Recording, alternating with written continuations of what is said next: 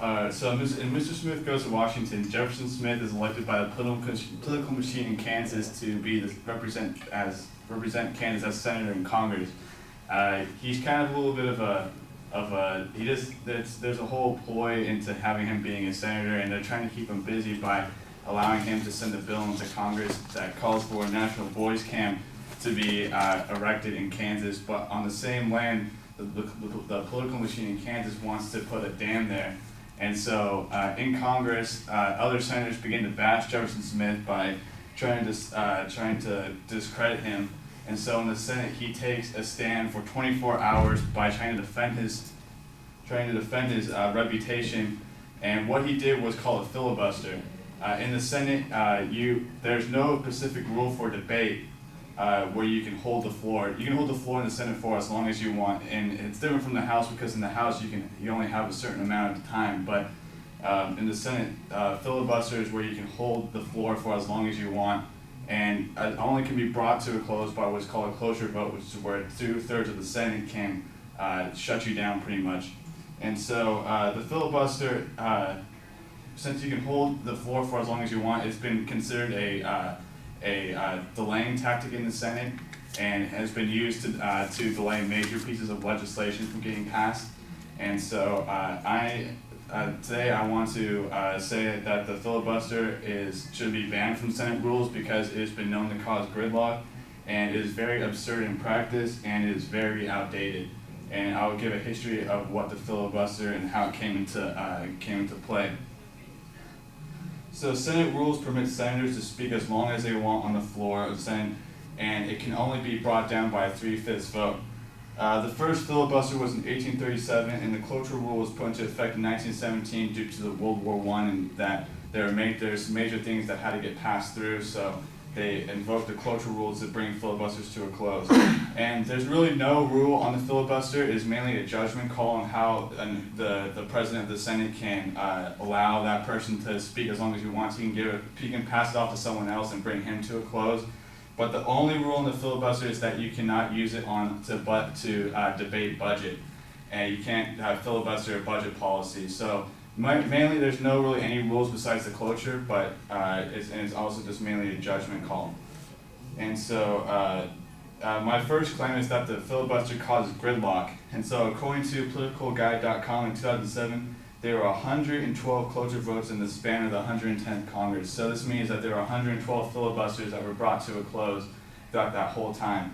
And then, it was beat the following Congress in the first 10 months by passing 100 cloture votes. And this was the first Congress when Obama was elected. So this can be contributed to why Obama did not get as much things passed through due to Congress was mostly Republican, but also that one of the diversionary tactics that the Republicans were using was filibuster. And so this has angered many people, as we'll see as I talk in the next part. So the filibuster is very absurd in practice. I'll just give you a few examples of how the filibuster has been used in the past. Senator Huey Long launched a filibuster that lasted for 15 hours by reading Shakespeare and recipes while promoting policies. So as you can see, 15 hours. He's held the floor for 15 hours, and this was during 1937. So this is during the Great Depression. And so he was trying to promote his policies. So what he did was he took the floor and he pretty much was promoting his policies, but the rule is that you have to keep speaking. So you have to do whatever you can to keep speaking. So there's been examples of people who've, in the past, that people have read the Bible during this, people have read the Constitution, people read like law books of just different things. This is so they can hold the floor and they can not bring legislation to a vote. And there's actually been kind of like historical records that are very prestigious about the filibuster. Strom Thurmond was a senator from South Carolina, and he set the record for the individual filibuster that lasted for 24 hours and 18 minutes. And so that means they held the floor for 24 hours for a whole day. And then then the largest combined filibuster was for 75 hours. So that was Congress in session for 75 hours where people just got up and just started speaking the whole time. And the most important thing is that when Strom Thurmond, a good example is that Strom Thurmond, when he was filibustering to not let civil rights legislation get passed. So this filibuster is not just used so that he can go up there and speak for 24 hours. This is due to time for very important pieces of legislation to get passed through.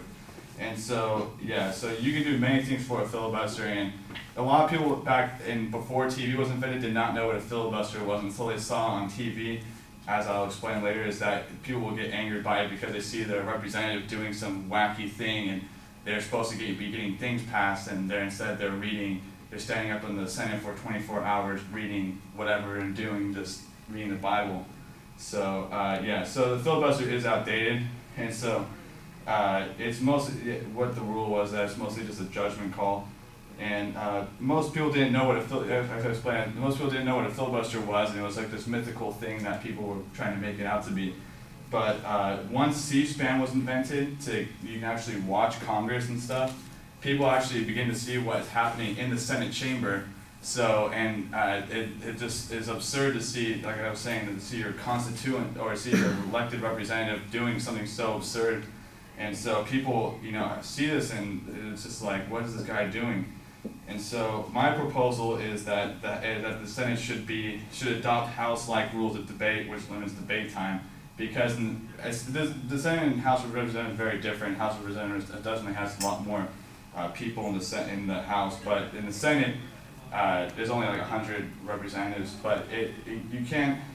What I propose is that they should change the Senate rules to be more like the House rules, and where they limit debate time. And we should be kind of angry at this too as well, because our representatives are doing these types of things to get bills not passed through the Senate. So we as Americans, we should kind of send letters to our representatives saying, hey, what are you doing? I saw that filibuster. What are you doing? You're supposed to be supporting this. We need this. So, and also that. And it's been credited to, that it causes a lot of gridlock even in our times, because the recession and by different things that are important to us, such as welfare, Medicare, and everything, that senators are just launching filibusters to keep these things from not passing. And so this is affecting America on a big basis. So my claims were that it causes gridlock, it is very absurd, and it's very outdated. And so people like to make fun of the filibuster because it's a funny word, filibuster. I don't know, but it actually impedes the American process. So we should be more vigilant about this process. Thank you.